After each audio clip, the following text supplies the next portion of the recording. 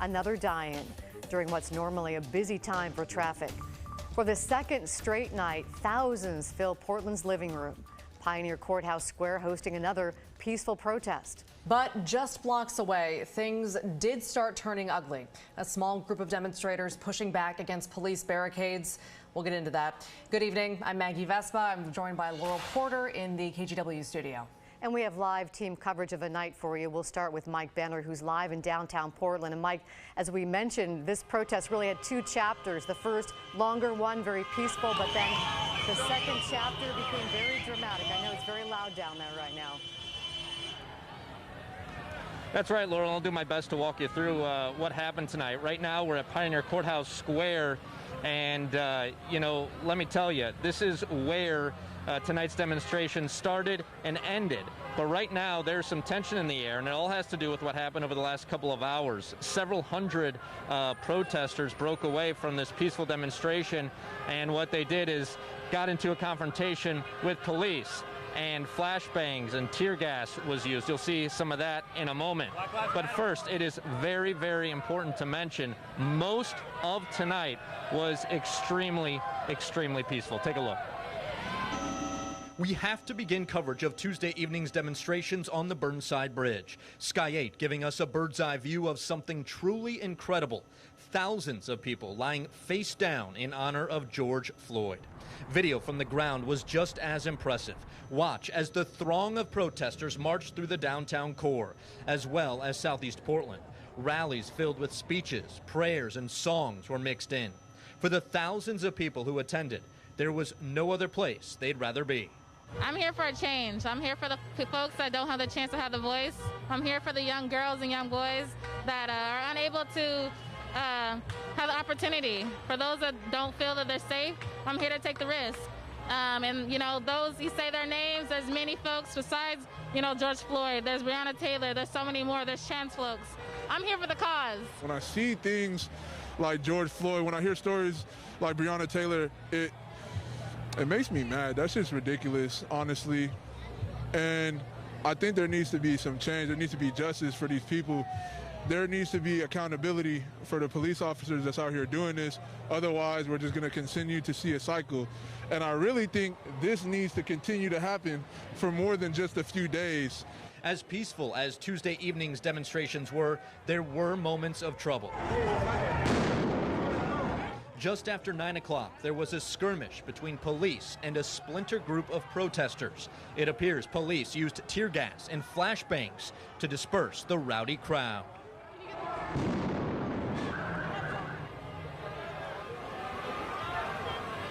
All right, back out here live after so much hope and optimism filled the night. Tear gas and flashbangs filled the night, and police said it had a lot to do with the rowdy crowd and criminal activity near the Justice Center. But again, as you saw in that piece, so much peace and peaceful demonstrations for most of the evening. Let's send it back to you. All right, Mike Benner live for us downtown. Mike, thank you very much. Many of the protesters who were in downtown tonight just crossed the Burnside Bridge over to the east side, and our Catherine Cook is there now to continue our coverage. Catherine? And Maggie, just a few minutes ago, this whole bridge was blocked as we watched about 1,000 protesters or so cross over here to the east side. Several dozen are still making their way across at this hour. But again, most of them have crossed from earlier this evening. They are part of that massive group of protesters you saw earlier tonight. It was definitely impressive to see that many people gathered together. But at the same time, suburbs outside of bigger cities like Portland are starting to unite for the same cause. And we saw one of those demonstrations tonight. And while much smaller in size, it was extremely powerful. At the intersection of Northwest Cornell and Murray, neighbors feel like they're at a different kind of crossroads. What's been happening in this country for hundreds of years is not okay, and it needs to stop now. They're standing against systemic racism and for those killed because of it. We don't accept this. Not to be silent. This is amazing. Retired attorney Lee Lane raised her children in Washington County. And there's a very small black population here, but It's important to see that people are coming together in solidarity to protest this important issue. Her family moved to Oregon in the 70s to escape racism in the South.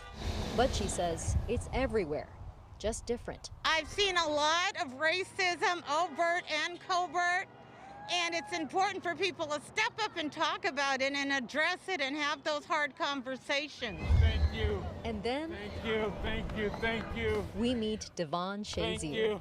He thanked everyone down the line for standing up for him. In this moment, a global pandemic felt less debilitating than racial discrimination. It might not be what those here expected, but there are so many more layers to peel back. This is just the first one. You see what's happening, right? It's real. A crossroads not meant to navigate alone. We gotta stick together, my sister, my brother. Because the kids are watching.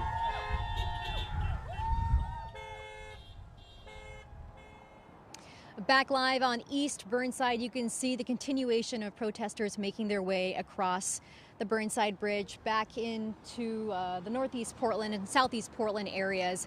Most of those protests finished for the night. And Laurel and Maggie, I have to say that throughout this coverage, I think our meeting with Devon was definitely the most emotional and impactful to me personally. I'd like to thank him again for sharing with us tonight. Back to you. That is years of pain and emotion right there from Devon, and we thank him for joining us tonight, and we thank you, Catherine. A big part of the protest, both here and nationwide, is a call to end police brutality, which made us wonder how things are going in Portland and how officers are held accountable here. Pat Doris took a look. The whole world is watching. The whole world is watching. When big protests break out in Portland, there's often a lot of interaction with police, and then complaints from some about how they were treated. But even small encounters can trigger a complaint, and they all go to the same place, the Independent Police Review. It's part of the Portland City Auditor's Office. Ross Caldwell is the director. Portland has about 300 protest events a year, and a lot of those are very small. These are obviously on the very big end of the spectrum, but that does generate a lot of public interest, a lot of interaction between law enforcement and people in the community. Lots of people use the city system. The IPR reviews hundreds of complaints a year from citizens and more from other police officers. For the 5 years covering 2014 through 2019, the IPR found misconduct in a total of 200 different cases. Candace Avalos is the chair of the volunteer group of citizens who review complaints. I think that the community definitely values the work we do, and we have certain community members that tend to engage with our work a lot. And we had a retreat like a couple years ago, and they specifically mentioned like this work is important. Even though it's difficult, we don't always get what we want to get done. People appreciate knowing that we're there. Here's a deeper look into what happened last year. Citizens filed 408 complaints against officers. 155 were quickly dismissed because they had no merit, but 92 were thoroughly investigated. Another 76 got a precinct referral, meaning it did not involve misconduct, but the precinct commander's notified and can follow up with the person who complained. And 75 got supervisory investigation, which means the officer is not disciplined, but the precinct commander is notified they need more coaching, and the community member definitely wants to talk to the boss. On top of that, other officers filed complaints against their fellow cops 69 times. 50 were investigated. The most serious cases, 32 of them last year, were sent to the chief for discipline. Of those, 13 got command counseling, 9 got a letter of reprimand, 6 got 1 or 2 days suspensions without pay, 3 were suspended for more than a week without pay, and 5 resigned or retired before the final disciplinary ruling. In each of those cases, the officer's name was protected. The IPR hopes to change that and increase accountability. By the way, they also have a new spot on their website where they're asking for your input and your experiences down at the protests. In Southwest Portland, Pat Doris, KGW News. All right, we're going to keep monitoring the situation downtown, but still ahead tonight, we're going to pivot a bit to another coronavirus outbreak in the metro area. At least 14 workers testing positive for COVID-19 at a place that's been very busy during this pandemic. And Maggie, it felt more like late June out there with our warm temperatures we saw earlier this afternoon. Highs approached 80 degrees. It's going to be a little bit cooler for tomorrow, but just as nice with a lot of sunshine. I'll have a look at your forecast coming up in just a few minutes. The Toyota family is stronger together. We are here for you now and in better days ahead. Toyota. As the world emerges from the COVID pandemic, Shriners Hospitals for Children realizes the enormous trials and tribulations families and their children have endured. We want you to know Shriners Hospitals for Children is here for your child, providing highly specialized orthopedic, musculoskeletal, burn, and cleft lip care, regardless of a family's ability to pay. Shriners Hospitals for Children. Hey guys, all new Tonight Show at Home edition. All this week we have homemade performances, we have online interviews, and we're raising lots of great money for some great charities. Tune in, all new Tonight Show at Home edition. In the house. Who is your community? Your family? Your friends? Coworkers? It turns out it's way bigger than most of us realized. Yes, it's those closest to us, but it's also people we've never met. Working together, even when it means staying apart. And seeing our collective strength today proves we'll get to a better tomorrow. That's the power of community. You say the customers make their own rules. Let's talk data. Only Xfinity Mobile lets you switch up your wireless data whenever. I accept. 5G. Everybody's talking about it. How do I get it? Everyone gets 5G with our new data options at no extra cost. That's good. Next item, corner offices for everyone. We just have to make more corners in this building. Chad? Your wireless, your rules. Only with Xfinity Mobile. Now that's simple, easy, awesome. Switch and save up to $400 a year on your wireless bill. Plus, get $200 off a new Samsung Galaxy S20 Ultra. Life looks different now. School is different. Outside is different. And more than ever, people need help. That's why Safeway Albertsons started Nourishing Neighbors and is giving away $2 million to help relieve hunger all over the state by funding programs that provide food to people.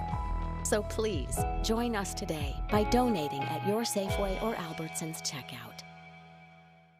With KGW Verify reports, we're working every day to separate fact from fiction. We go to trusted sources, so we're able to tell you if something is accurate or if something isn't. So there's no second guessing on your part. Welcome back, and turning now to the coronavirus pandemic. COVID-19 has claimed 3 more lives in Oregon. All 3 victims are from Multnomah and Washington counties. The Oregon Health Authority says all 3 had underlying medical issues, but it only tested positive for COVID-19 in the last week or so. A 36-year-old woman was only in the hospital for a couple of days before she died. Oregon now has 157 deaths from COVID-19. At the same time, Clackamas County is in phase 1 of Oregon's reopening plan, but county leaders are watching a new case very closely. Managers with Bob's Red Mill say 14 workers at their production facility in Milwaukee have tested positive for COVID-19. All are now in quarantine. The company says it has started contact tracing, and several other employees have been sent home as a precaution. This comes at a busy time as workers try to keep up with increasing demand for flour and other baking supplies as more people, of course, cook at home amid this pandemic. Clark County is being asked to submit a new application. The counties are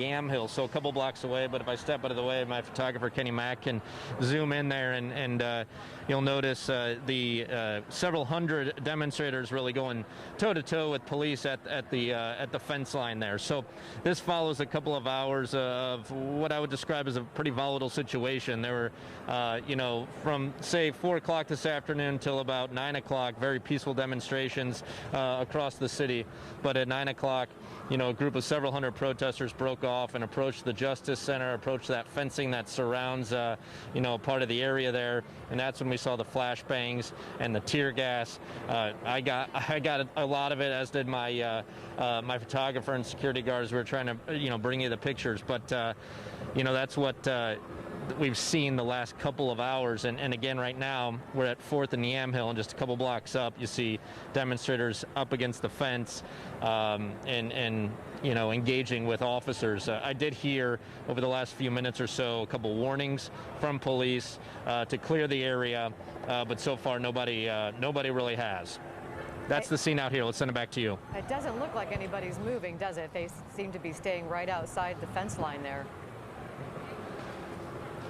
Yeah, and Laurel, that's typically what we see here, a back and forth between demonstrators and police.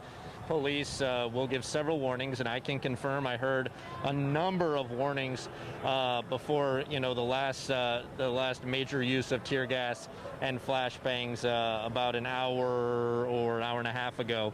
And again, we just heard a couple warnings within the last 10 to 15 minutes about the crowd you're seeing right now. Police saying this is an unlawful assembly.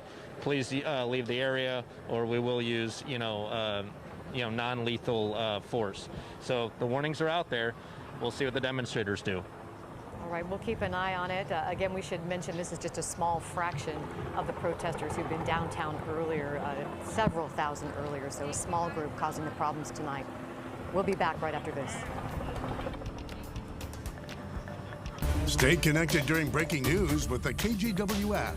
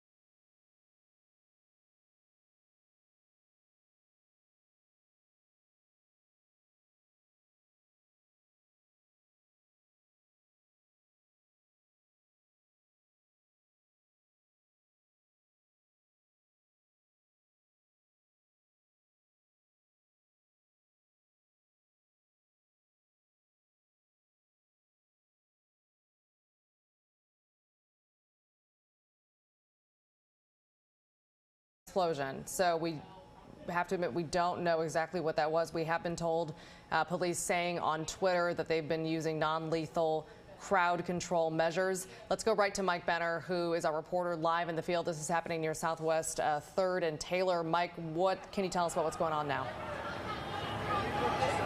Yeah, hey there, Maggie. We just ran out of the way.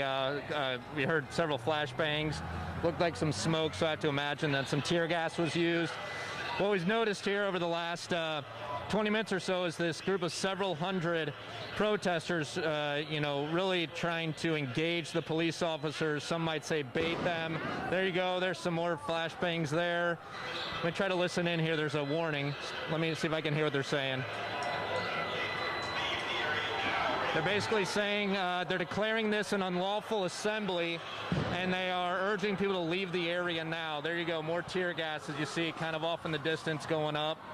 Number of flashbangs, and then here come all the demonstrators taking off. There you go, very loud bang. So this has really been, and hopefully you can still hear me over the sound here, but this has really been the story of the last couple of hours. There's been tear gas and flashbangs used a number of times. Now it looks like we might have officers coming in on the side streets as well, and boxing them in. Now we got a lot of people running. Oh boy. We're gonna back up here a little bit. Mike, get to a safe place. We don't need you to stay anywhere if it's getting unsafe. I think we're okay. We're kind of gotten in, just get a couple people out of our camera there. We have a security guard with us too. Here we go. See, if you see off in the distance there, police kind of moved in. Police moved in on a side street. We were on 4th and Yamhill, and they moved in on the side streets trying to move the demonstrators out. It is working. Obviously, tear gas will do that. We got a mouthful of it earlier tonight, kind of doubled us over, but here you go right here. Here's some people leaving in pain. And I got to point out, if you're just happening to tune in now, there were several hours of peaceful demonstrations tonight. Thousands and thousands of people marched through the streets of Portland peacefully from the square to the east side and back. And then around 9 o'clock, there's a group of people. Let's show this here, Kenny Mack right to my right, maybe. There's a group that took off from that peaceful group, and we've seen what police describe as criminal activity happening since then. And oh, here we go. What's this? Here's some more canisters. Watch out. Kenny Mack. Whoa. No, not that way, not that way. Not that way? Oh, let's go. Yes, you need to get away from We're going to take off because the smoke is Don't worry about reporting. Gas, just get to a safe spot. We should back up just a little bit in case people are joining us and you're not really familiar with this area. This is where the Justice Center is, and this is why this area is so important to the police, is where the Multnomah County Justice Center is and the jail, and they are really committed to securing that facility. Friday night, that's where all the problems occurred, where Sheriff Mike Reese really described it as a violent situation, as fireworks were being thrown at police on Friday night. And then some people broke into the Justice Center. They set fires in the Justice Center while people were inside. The people inside were able to get out safely, and the sprinkler system put out the fires inside. But since then, they put up that fence all the way around that area at 4th and Taylor that we've been watching, and police are securing that facility. So that's why you saw the lines of police. We also understand that National Guard and state police were brought in to secure the facility, not in a role to interface with the protesters at all, but to help secure the facility. So that's what we saw earlier with this group of a few hundred protesters who refused to leave, sort of standing their ground outside that fence perimeter, and the police inside. Jamie Resch, Chief Resch, saying earlier that about 9 o'clock, that group that really started causing the trouble tried to breach the fence, and according to the chief, they were throwing things at the police, bottles and bats and mortars. So that's when they deployed the riot control tactics with the tear gas and the flashbangs. Then it would seem to just be a standoff for a while, as we watched during this newscast, and then it just heated up again. and they use those tactics to try to disperse the crowd, which seems to be working, Maggie. Yeah, definitely. And Laura, we're pulling up now a tweet from the Portland Police Bureau. They just sent this out a few minutes ago. It says demonstrators are throwing projectiles at police. Some are coming up from above in a parking garage. This is very dangerous for all. Our sound truck is advising that this is an unlawful assembly and to leave now. We are telling people to turn around and leave northbound. I should point out there was one sent out less than a minute ago on top of that saying we are advising the crowd that this is an unlawful assembly. Saying that again, we will be making arrests and using force that may include riot control agents and impact munitions. Leave now, disperse to the north. So again, that's from Portland Police. I should point out, because we've said this multiple times, this started with a confrontation with police. A couple of hundred, by Mike's estimates, protesters who came to the fence that Laurel was talking about, the one that's surrounding the Justice Center, and then seemingly had a clash with police, and that's when police started pushing protesters back. Since then, just monitoring social media, and particularly the accounts of some other reporters in the field, those from the Portland Mercury and the Oregonian, and then also local civic leaders, those we've spoken with who will work with agencies that advocate for social justice, have been saying that people in the crowd who weren't part of the initial confrontation, again, of just those couple hundred out of thousands, are really confused by this and feel like this is not warranted by police. It's quite possible that they're just not seeing the instances that are instigating this, but it kind of speaks to the confusion when you have thousands of people, a protest the size of the one that we saw, and then there is a clash with a small portion of that group. It can be really confusing for the crowds and the masses that are out there who aren't sure how it started. I'm being told Mike Benner, we had him up a little while ago. He's now moved to a safe place. There he is. Mike, what can you, first of all, I'm glad you're safe, and then what can you tell us? All right, so we moved to 2nd and Yamhill, and the reason I wanted to come back and talk to you is I want to kind of show you what happens after these events happen. Excuse me, sir.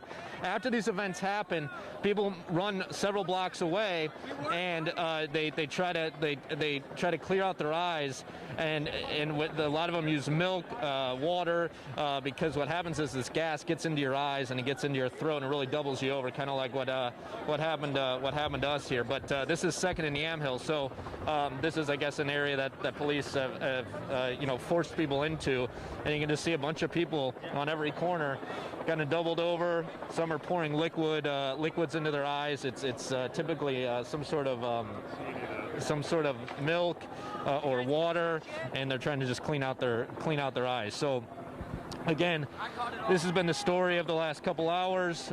We're just trying to be in a place to kind of bring you the pictures, because when we showed just all those peaceful demonstrations earlier tonight. We just want to give a full picture of what's happening tonight, because there's this group that is still out here on the Portland streets, and they're getting into confrontations with police. Mike, Maggie here. Can you tell Sorry, us? you see this guy maybe here? Oh, go ahead. Yeah. Can you tell us, just your perception? No. Go ahead. Sorry. Sure. Your perception on how many people are the ones that are sort of, like, as you put it, getting into it with police, and then how many are just kind of there, unsure really of where to go, what to do, or what's going on? Like, what's your feeling on how the knowledge is spreading throughout the crowd of where people should go and what they should do? Let's go. Well, we're trying to move again here, but like I said, so the day, let's just take it from the top here, Maggie. The day started with thousands of people. I don't have a good estimate, but you've seen the footage from Sky 8, thousands of people marching peacefully, and now I'd say it is several hundred people are still out here, and of course there's only a fraction of those people that can get up on the fence line and really engage with police. But when officers move in from kind of all points and sometimes boxing in the demonstrators, then you're in trouble at that point. But it's probably a fraction of the several hundred that are still out here who are really engaging with officers. Do you feel like you have a good idea, or people have a good idea of where they should go? Because we're seeing tweets saying move to the north, and I'm just wondering how many people that information is reaching. Honestly, they should go home. Right. But there are directions they can go. there are directions they can go if they want to. They just haven't yet. So there are, and they are given, I have to say, they're given ample time to leave. There's plenty of warnings, you know, for them to leave, and they just haven't to this point. Here we have another number of officers, see in their police SUVs and in their vans. And Mike, I'm just going to jump in here. Quite the evening. I'm just going to jump in here real quick just to let people know that police have said that they've made multiple arrests now, and they continue to do so. Last night, late last night, it was very peaceful all night until around midnight, and they made about a dozen arrests last night involving a couple of hundred people, but right now they're making more arrests. The one good thing I'd say is that we haven't seen the kind of destruction that we saw on Friday night. I think there's been some tagging today, and there were reports of people spray painting the TriMet security cameras, but fortunately, at least any reports that we've had, we haven't heard of any destruction. Have you seen any of those arrests, Mike, or any vandalism?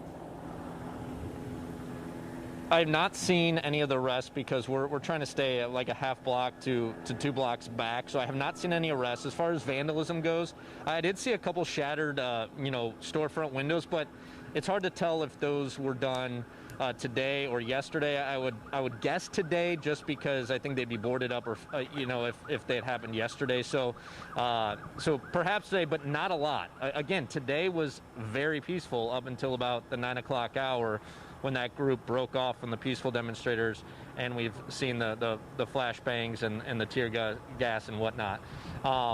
You know, prior to that, and as I mentioned, some of my earlier hits, aside from the occasional driver who was frustrated by the march going by and would rev the engine or holler at protesters, there was nothing confrontational until 9 o'clock, and since then, that's all we've seen. I do want to point out, Mike, this is Maggie just looking at some tweets from Alex Olinsky at the Portland Mercury, and different reporters are scattered throughout, and nobody can be everywhere, and we're all trying to stay safe amid a pandemic. She said that reporters are witnessing some protesters setting off fireworks of their own, and some picking up the tear gas canisters and throwing them back at police. So that just kind of speaks to what Mike's been talking about, of there are absolutely some that are there seemingly to clash with police, and then as we're seeing, there are people running around him, and it's presumably, you know, this, like Mike pointed out, a smaller group that can get to the fence, that can actually have those clashes with police, and then obviously it impacts everybody. Let's see, there's Maggie, I can tell you, I haven't seen the canisters. I haven't seen the canisters tossed at officers. I have seen some what appear to be fireworks used by you know, some demonstrators, but other than that, that's all I've been able to see from my vantage point. I've actually heard just another loud boom several blocks up and a bunch of flashing lights, so you know, something else might be happening way up the street there. Where are we at? Let me look at the we're at Yamhill and First right now is kind of where we've taken cover to kind of catch our breath and get away from that gas, because that is some powerful stuff. It does what it is supposed to do. I can assure you of that. And one of the things we're hearing from doctors just on the COVID-19 angle, because a lot of people have said, you know, they're worried about coronavirus, and we're watching here what's happening on the street. I'm not sure what they're going to do with all of that debris. Hopefully they're not going to light it on fire there, which we saw Friday night. But that there is some concern about tear gas and COVID-19, that you can get COVID through the eyes, and the tear gas, people touching their eyes, that if they put the milk in their eyes, they're saying to do it to yourself, don't help somebody else, because the COVID-19 can spread through the eyes. So there is a concern with so many people out and gathered together that we may see in a few weeks a spike of coronavirus. So they're encouraging people to wear double masks if they're out joining the protests, and maybe wear goggles to protect their eyes. Yeah, I can tell you, I've seen a lot of people, you know, rubbing their eyes, and a bunch of people around people, you know, helping them. So that is definitely a concern. I guess for myself, speaking for myself, I've got glasses, so I can't get to my eyes, which I guess is a good thing. But needless to say, I will pass this along from, you know, being out here all afternoon and evening. the vast majority, overwhelming majority, if you will, of people out here are wearing masks. And I'm not talking about the bandanas that we're used to seeing at protests where you're wearing a mask to hide your identity. It's these sort of masks, or, you know, the surgical masks that that people are wearing, you know, sort of like, you know, like these right here, you know, and then doing their best to, you know, slow the spread, if you will. So that's been a good thing to see, because look at the footage, look at the chopper footage. I mean, people are shoulder to shoulder, and that's not at all what you want to see coming out of, and I'm not saying, we shouldn't even say coming out, but in a pandemic time. People are throwing projectiles. You can hear what they're saying. People are throwing projectiles. They really have their work cut out, because as we saw Friday night, they try to disperse one group, and then right there you see those people running. A lot of people will run and gather into another area in the city. And you can see this police vehicle with officers with tactical gear following that one group. Yeah, Mike, can you tell us, because I know, you know, the police were guarding the Justice Center, and that's been the primary reason for the fencing. What's your read on how far back they've pushed people? I mean, they're moving constantly, so I know it's hard to set up a solid perimeter, but just how far back has everybody been moved? Yeah, we sort of lost the main group here in this last run, if you will. We kind of darted down Yam Hill to first, and now I don't know where the main group is. I don't know if there's a huge group somewhere, if they've all kind of scattered down different blocks, but just walking the streets right now, looking in doorways and alcoves and places like that, I don't really see many people, but the occasional, you know, one person or two people walking together almost as if they're heading home. So I don't know if they're gathering elsewhere, but I can tell you there are certainly plenty of sirens still, plenty of flashing lights up the block. As we just saw, police just cruised by us and said projectiles are being thrown as they drove by. So I don't know if that was a warning to us or what, but they kept driving. But yeah, here come, maybe they'll come down this way. No, they're turning down what would be, let's see, we're at second. They're turning down either 4th or 5th up there. There's some sort of action up the way here. And to your point about throwing projectiles, there's reports that demonstrators have been doing that from parking garages. We've actually seen motor cops, the officers on motorcycle, kind of head into parking garages. So they were, and that was about an hour ago. So they were definitely looking for people. And maybe perhaps that's where some of the arrests are coming from that you've been reporting and seeing on social media. You know, police have really tried, I think, over the last several nights not to intervene and to allow the protesters space to be able to honor George Floyd, to show the solidarity, to exercise their First Amendment rights. And they continually say on Twitter, they continually thank the protesters who have acted peacefully. But they have also said from Chief Resch that they will protect the essential infrastructure, which they consider the Justice Center to be there, that houses the jail, that's their responsibility. That's partially why the National Guard and State Police were called in to help with that. And Jamie Resch tonight, on the Twitter feed from the police, she actually has about a minute-long statement if you want to listen to what happened today. But she said that the officers would, though, defend themselves, they would defend others and the infrastructure and life safety. So until they said they don't want to be what causes the problem, but if the troublemakers start causing problems, then they have been forced to intervene, as we've seen again tonight. Definitely. You know, this comes on the first night in several that Portland has not had its 8 p.m. curfew that went into effect. You know, the Mayor Ted Wheeler at the press conference this morning was, you know, basically congratulating Portlanders on their 4th night of protesting, remaining so peaceful for several hours, as they did for several hours tonight. But as a result of what happened last night, you know, for the lack of moments and instances like this, he said, I am not going to reinstate the 8 p.m. curfew, and I'm going to, you know, let protesters walk without that hanging over their heads. And I just want to point out, we have, you know, on past nights when we've reported on curfews and then well beyond 8 p.m., people have said, well, there are crowds out. What is the point of a curfew? Police have told us the curfew is there so that when they make arrests, if they have to, that's basically one extra charge, one extra penalty that they can use to basically, slap those penalties on people when they bring them in for sort of committing crimes amid these gatherings. So again, Portland police don't have that at their disposal tonight. And we just want to point out, Mike, kind of, if you're just joining us now, if you're just kind of catching up, our chopper is basically, and this speaks to just how scattered everybody is searching for people to film. I mean, we had a crowd of thousands. Among that crowd, from that crowd, police saying a small subsection, and from what we could tell, just a couple hundred at the most, were the ones that clashed with police. And then those people have scattered throughout the city, and that's kind of why you're seeing police cars and vans, and there goes one. You can see the police in tactical gear just above the top of that building there, driving throughout the city and seemingly chasing even just one or two people who are sprinting through downtown Portland. There goes that vehicle again. You can see the person, that was a car, driving down the street there. Everybody's scattering, really to the winds in Portland. On Twitter, police were telling people to go north, basically get out of the downtown core, that part of Southwest Portland where the Justice Center is. And it seems like people have really scattered in all directions. Do we still have Mike? Are we still with you? You still walking? And we should say this is just I'm still here. Fraction. Go ahead, Mike, now that we've got you. Go ahead. Yeah, just curious what you're seeing.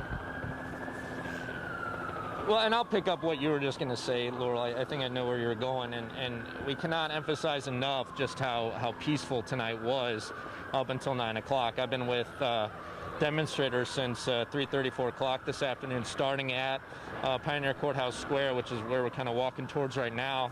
Hundreds at that point started walking to Revolution Hall in Southeast Portland.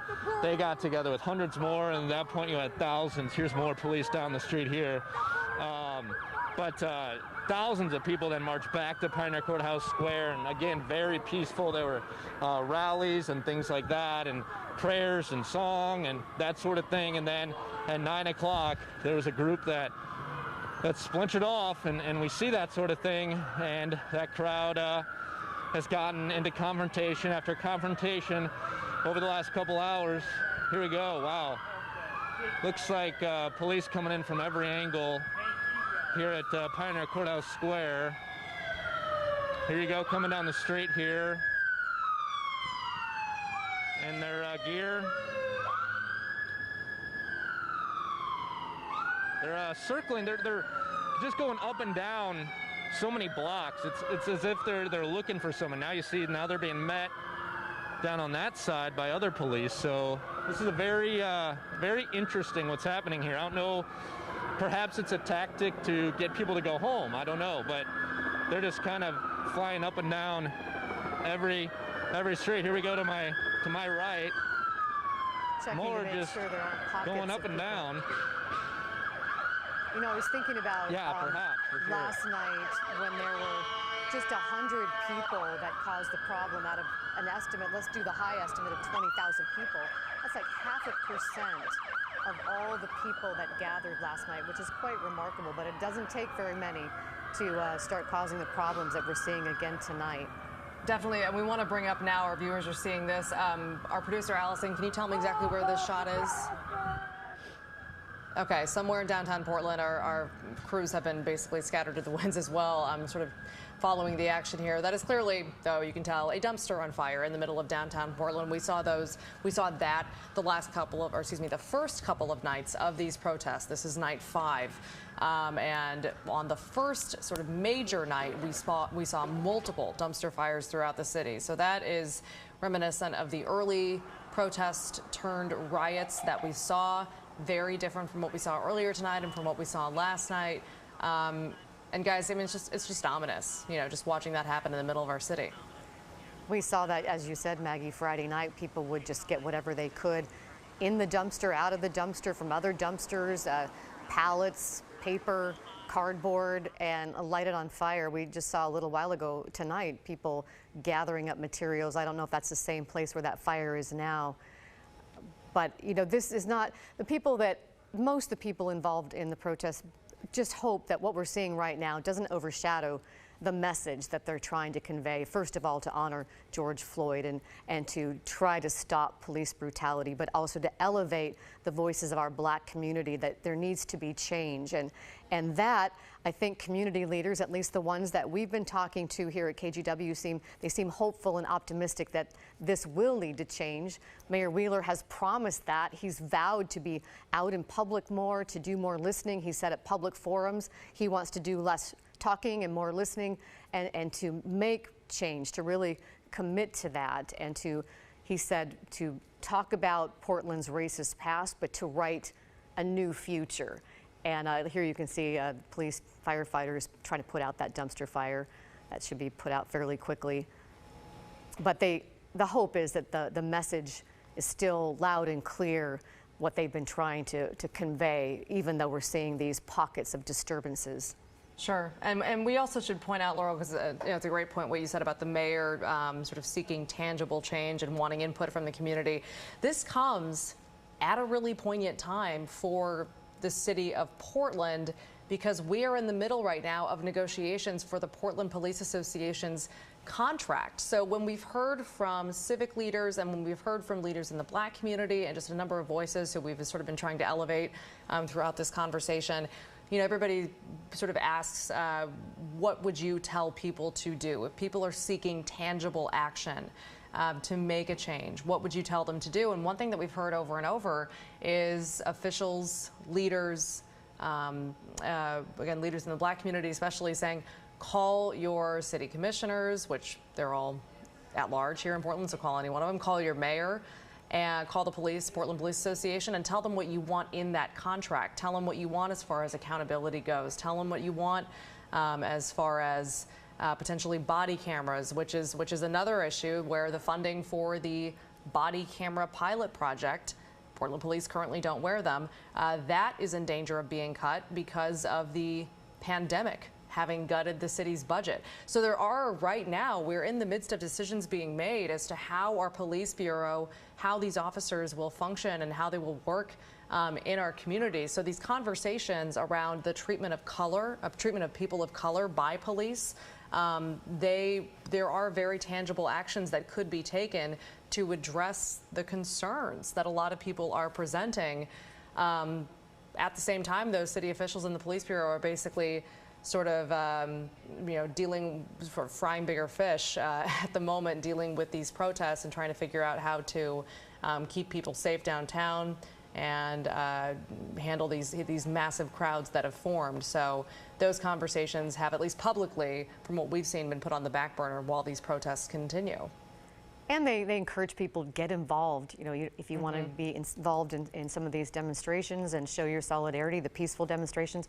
Also, the leader of NAACP saying, join the NAACP. It's something that everyone can join. You can get online and join. Go to some of the meetings. There's some online meetings and get involved that way. We also saw members of Solve who were out today helping to clean up Pioneer Courthouse Square after the big gathering because they felt like that was something they could do for the community. So lots of ways you can get involved and do something positive.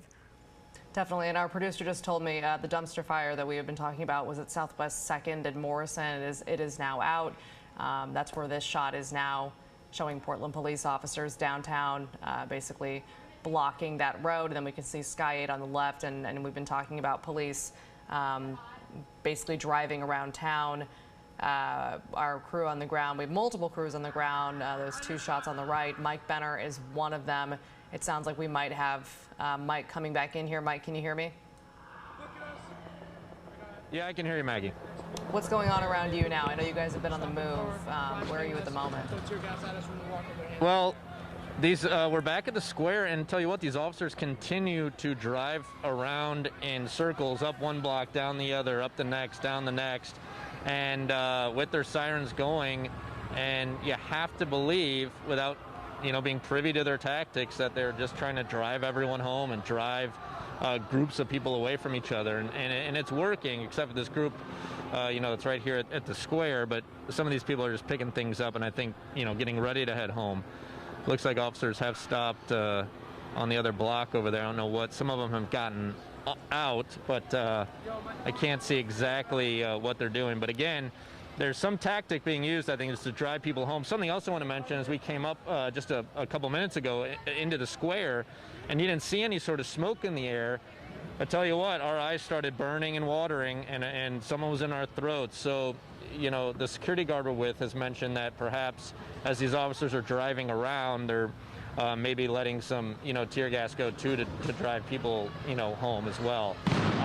There's a flashbang. So, and off in the distance, some smoke and tear gas going. So that is Broadway. So we're on the other side of the square from Broadway. But there must be something heading or something going on there. We're just keeping our distance, obviously, for our own safety, and I think we've had enough tear gas for the evening. There's probably a cloud of tear gas over downtown right now. I reflect back on Friday night.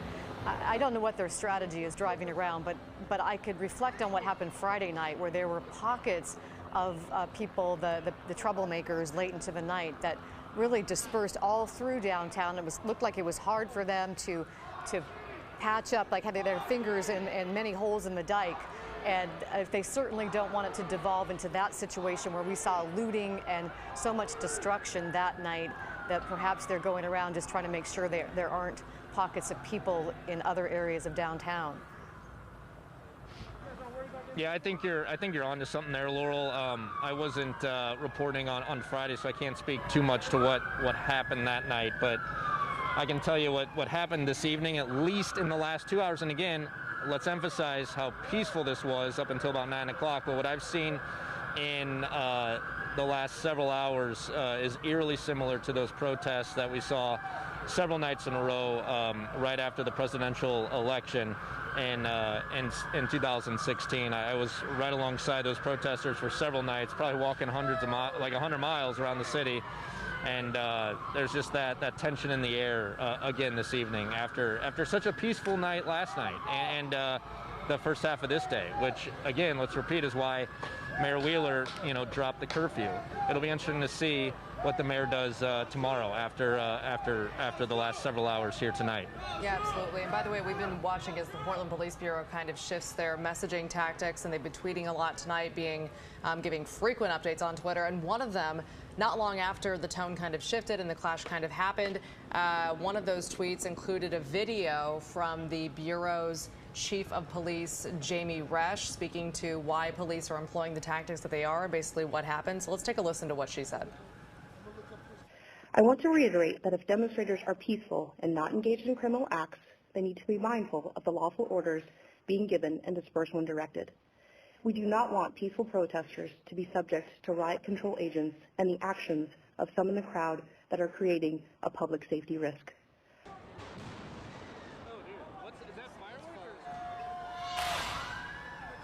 All right, so that was Portland Police Bureau Chief that you just heard there, Jamie Resch. A video released by the Bureau on Twitter, just basically letting people know that things have changed, that there has been some activity, illegal activity that they caused the Bureau to deem the crowd that had come up to the fence an unlawful assembly. And then they said that people were throwing projectiles at officers. They didn't say exactly what they were, but one reporter on the ground from the Mercury said that she saw people setting off fireworks, and things have just been kind of escalating from there. Again, we have our crew. Those are officers in riot gear coming onto Pioneer Square. I think, Mike, they are on the opposite side of the square from where you were, and it looks like you moved a little bit, which I think is a good thing. Can you hear me, Maggie? We are on the opposite end of Pioneer Courthouse Square. There's a bunch up on the steps. If you can see up here, Kenny Mack, and push in up by the Starbucks. That's now empty, but a number of warnings now. This is an unlawful assembly, they're saying, and now they're trying to clear Pioneer Courthouse Square, which had been the scene of the peaceful demonstrations just several hours ago. And now there are people back here. I'd say at least 100 people, maybe more, and you'll see officers now on the stairs trying to push this crowd out of the square. Are they giving them warnings to move out there of the square, or they're just being visible to them right now? they're visible right now, but a couple minutes ago there was a warning saying this is an unlawful assembly, and they were asking these folks to leave. So there has been at least one warning verbally here in the last minute or two. So you're not in any danger of getting tear gas where you are, I hope, Mike. No, I mean we're on the opposite side here, but now as they kind of move towards us, sometimes you just never know. But we're as far away as we can right now, and still be in position though to bring some pictures and video of what might transpire. But yeah, you see they're lining the street over there in front of First Republic. And you have protesters chanting, "Whose streets? Our streets." Mike, can you tell who was honking there? Are there drivers, I assume, who can't get through, or what was that? Yeah, behind us there are a number of drivers, but I think just by looking at the people in the car, and I think a lot of them were on the streets with us, so maybe they're heading home and now they're just kind of stuck in traffic, because a lot of people here are trying to make a left, but can't because police are blocking it. So there's a long line of cars. Oh, and there's some more flashbangs around the corner. Yeah, and then you have police now driving northbound on Broadway. Notice a lot of that, as they're trying to clear this area and drive up and down these blocks, a lot of the times they're going, against traffic. But no one's really out here at this hour but police and demonstrators. It looks like the demonstrators there in the square aren't really planning to leave. It's really interesting. We're watching from Sky 8. No one's pushing them out yet. So, I mean, they are trying to be pushed out, but no one's actually leaving. Now you've got the officers going towards where I think that flashbang came from. So something must be happening a block or two away that is more pressing than the group gathered here at the square currently. Yeah, I was going to say, Mike, we're watching Sky 8 and just watching sort of the chase that you described and you've been describing throughout the night, where officers are basically following, it looks like 1, 2, 3 people and sort of circling areas of the city, trying to find people who have just scattered in all different directions. And now we're looking at, I can't quite tell what that intersection is, but it seems pretty apparent that it's near the square. And we have officers parked blocking every single street, an officer parked in the middle of the intersection. And then we have another van with officers all in tactical gear, standing, hanging on to all sides, and cars parked in both directions. I mean, it's just chaotic. And looking ahead, now we have officers coming down Yam Hill and approaching Yam Hill and 6th. Let's see if they take a left and head down 6th. And they are not. They're going to keep going down Yam Hill. So yeah, they're heading east on Yam Hill right now. One line of police cruisers still blasting the sirens. And what I've also noticed, they have some people revving their engines and honking. What I've also noticed is police approach in their vehicles. A lot of the protesters will put their hands up as the police cruise by. I just want to reiterate, we've tried to really kind of remind people of the sort of dichotomy here that police are struggling to balance, where they are trying to police a protest against police. And the city has been struggling on how to do that, like so many cities around the country are doing. This is not just Portland, where you have people protesting against police violence, which disproportionately impacts men of color in our country. And George Floyd's death is representative of too many deaths, and these protesters are out, and police departments across the country, including Portland's Bureau, seemingly letting people peacefully demonstrate. And then if and when we do see, or we have reports tonight that this is what happened, this is from the Bureau saying that people have been throwing things at police, that they start pushing back against fencing that's set up to protect the Justice Center. That's when police push back. And then it does create a conflict between these two sides, which in a lot of people's minds, from what we've heard from people in the days after these protests, obviously that's representative of the conflict at the core of these protests, where people are angry at police. So every time we've seen this escalate, these protests escalate from a peaceful demonstration to where things get chaotic. There's so much behind that, and there is so much anger and rage across the country. And every day afterward, we've heard the mayor and the police chief, or the acting chief at the time, walking us through how difficult this is to balance when things get out of control, and how rapidly it can spin out of control. And you're watching that unfold in real time again. And looking ahead, the mayor Okay, let's listen to Mike. What's going on? Sure. Yeah, if you guys, I just wanted to kind of to go off Maggie's point there about what's happening here tonight, and I think it's worth mentioning again. We've talked about the peaceful protest that happened for most of the night. Keep in mind when the flashbangs and the tear gas went off for the first time tonight. It was this group that had walked away from the peaceful demonstration and went to the area of the Justice Center. So as all that's happening, the hundreds, if not thousands, of people who are still left here at the square at the time were untouched and not bothered by police. So, you had this group that went off, and according to police, engaged in criminal activity. They were the ones then hassled with tear gas and other, non-lethal agents. But the people that were protesting peacefully were not touched and not bothered throughout the whole thing. And you can see here, Mike, you can't see it, but our viewers can see really the impressive sight from Sky 8 as tens of, 10,000 up to 20,000 people again tonight gathered in Pioneer Courthouse Square. From what we've heard, really powerful stories were shared there, and that it was, by all accounts, really a beautiful time for a lot of people there, and also the symbolic move on Burnside Bridge with the die-in, with everyone lying down, face down, hands behind their back, in symbolism for the way George Floyd died. This is the shot there on the Burnside Bridge that is so remarkable to see all those people.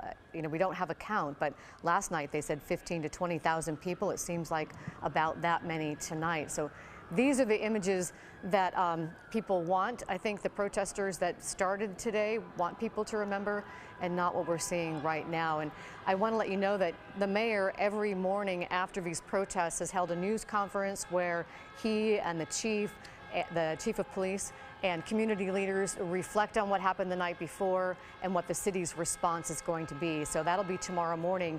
We'll carry that on KGW.com. We'll have that going so that you can check and see what the mayor says. If there'll be another curfew, we don't know. And we're going to continue to monitor this, and you can check in on our news app and KGW.com for the very latest. Do you want to have a final wrap there for us, Mike? Sure thing, Laurel. Again, we're still at Pioneer Courthouse Square. I'd say there's at least 100 to 150 people here, and sirens just on every corner. So again, I think the game plan right now for officers as they cruise down the street here behind us is to really send these folks home, the remaining people down here. They don't want anyone lingering, after police kind of let down their guard, if you will. So they're trying to get everyone to head home as we approach. Gosh, I don't know. Is it midnight? Yeah, it's 12:15 now. So I think that's the game plan right now as we're well into, just into Wednesday morning. All right. And here comes one more warning, actually. They're saying this is an unlawful assembly, and you'll be subject to non-lethal agents if you don't leave the area. All right. Well, Mike Benner, we've appreciated your reporting on the ground. You've really helped us keep track of an incredibly volatile situation in downtown Portland. You can see people removing or moving barriers that police have set up. And again, we've been watching police basically follow protesters who have sort of scattered throughout the city. We can only assume this is going to continue for a while. But, oh, wow. That was the multiple police cruisers just driving through that intersection. Allison, producer, is this live? You guys know what's happening? This is live. Yeah, looked a little close to some of those people down there. Yeah. What is this on the other side of the square? It is, Mike. I think it's on the opposite side of the square from where you are. And there were barriers that someone was moving. All right, I'm heading. Yeah, we're going to let you walk over there. Let me head up that way. Multiple police SUVs. See if we can get a... Pretty sure that is the southwest corner of the square. Yes, and police are now moving up I lied to you. It's on Northwest foot. Yeah. Oh yeah, now I see what you're talking about. They're calling this a civil disturbance. Good job. Hey Ken, let's move back. Let's go ahead and move back, Ken. We're gonna move. I don't necessarily want to be in that area, but now I just wanted to get eyes on what you were saying there as they went through that intersection. I think it's almost as if they're trying to box people in here into the square. So we'll probably try to get out of this area. Yeah. I'll kick it back to you guys. All right, Mike, thank you for your live reporting from there. We appreciate your joining us tonight, and of course KGW Sunrise will be here in a few hours to continue live coverage. Hopefully it's not still going on then, but to look back on what happened tonight and also bring you that news conference from the mayor. You can always check in on KGW's news app and on KGW.com. For Maggie Vespa and myself, Laurel Porter, thanks for joining us on this 5th night of protests in honor of George Floyd, remembering mourning George Floyd tonight. Have a good morning.